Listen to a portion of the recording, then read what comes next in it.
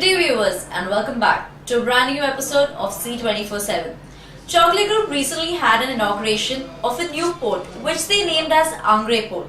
Let's have a few glimpses of the inauguration. I just wanted to tell you what we stand for in terms of what we do on the west coast and throughout the country also. Basically, we are a mining, shipbuilding company. Right. If you really look at how we progressed in this, we do all activities that relate to the ocean, the sea, and the river and the water, and we are very good at what we do. Part of our keeping the flag going is a Maratha flag, and I'm sure all of you know that the Chocolate Steamship's flag is a Maratha flag. Keeping in line with that, when we came to naming this port, we thought we could think of no other name than the great admiral of the Maratha dynasty, and there was this name that came up was the Angre, Kanajirao Angre, Sarkel Kanajirao Angre. Keeping that in view, we thought it was prudent that we asked the family whether we could use their name, and I hope with this thing we let it grow, that the Angre will become will be an Angre harbor, and this will be a port. Traditionally, worldwide, all ports are known associated with the place where it comes from, right? So we are now going to call this the Angre port at Jaigarh. Technology will probably put say the Angre with an @ sign and will be at Jaigarh, and I think that will be very appropriate.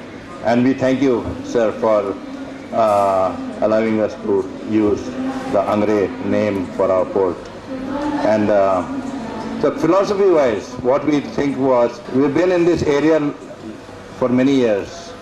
We started out with a marine products company there, then a small cement grinding plant, which my brother Ashok used to look after that company. And we have been there for almost about 40 years now, and we know this territory.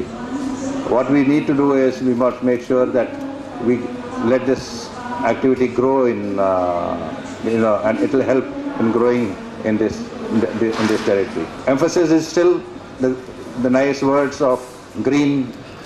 We still want to be a green port. Make sure that we help in the development of this territory.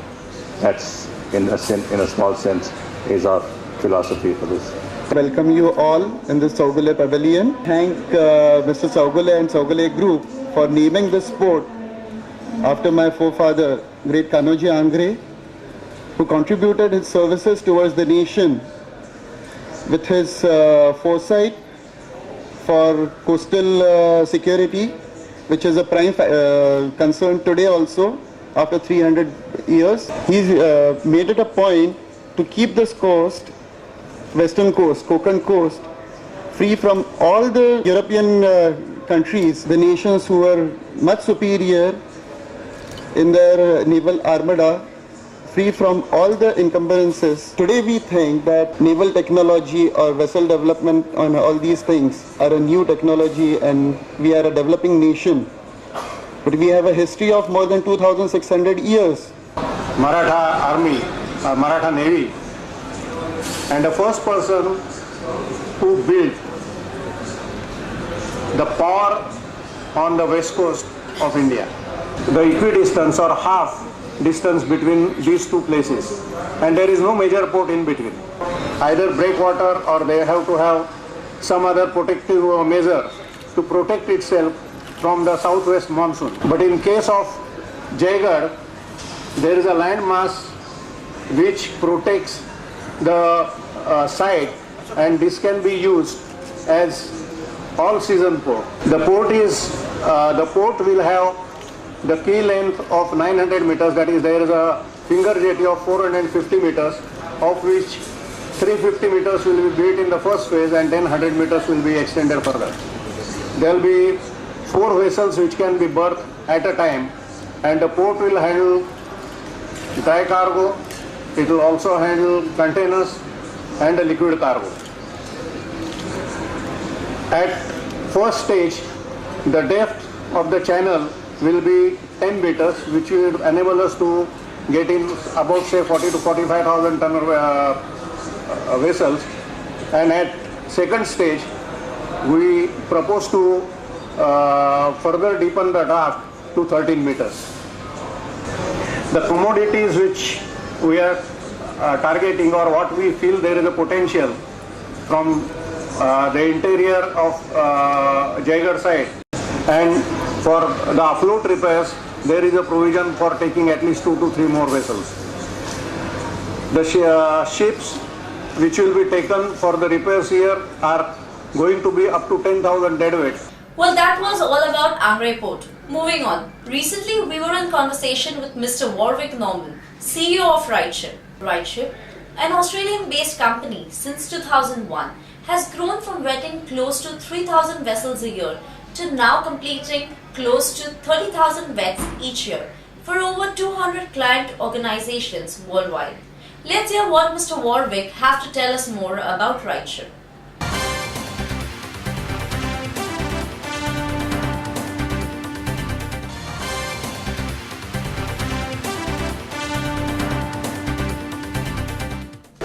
RideShip is a ship vetting company formed 10 years ago to vet vessels in the dry bulk trade, and over those 10 years we've also expanded that service to tankers and other chemical carriers, etc. We provide that to over 200 customers around the world who are looking to make sure that they don't have substandard tunning entering their supply chains.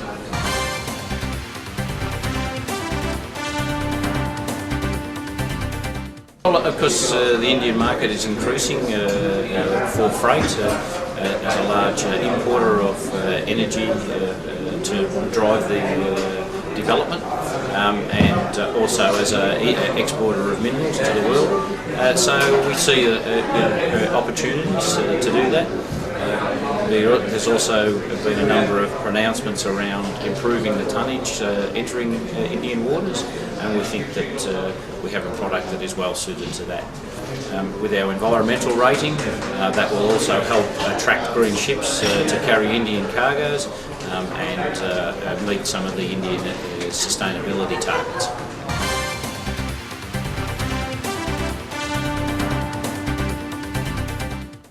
Why? Because unfortunately, with all the different legislation and everything else we still have vessels that are substandard. We still have seafarers who are put at risk through those substandard vessels and operations, and we still have pollution incidents that are occurring around the coast. And so, whilst the market and my customers don't really want to be involved in those sorts of vessels and believe that by excluding them from their trades, that's the best way to eliminate substandard vessels.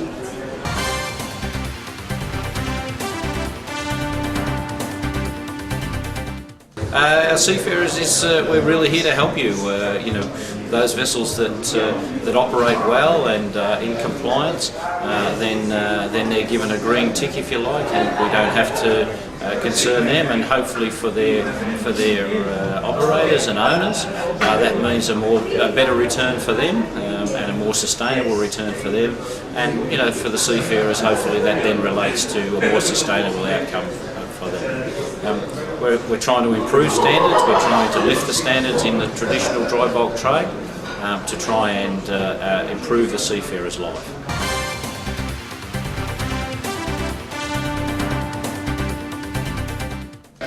It's a terrible situation. We have seafarers who are being held against their will for long periods away from their families.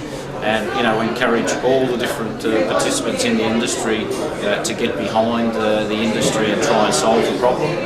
Encourage governments to take action where they can, whether that be with their own physical assets or through different forums to try and stop and end piracy and the misery of the seafarers captured in Somalia. That's all we have for you this week. I leave you on this note, wishing all you viewers a happy and prosperous Diwali from the Sailor Today family. See you next week with yet another exciting episode only on C24/7. Till then, leave us your feedback on editorial@sailortoday.net.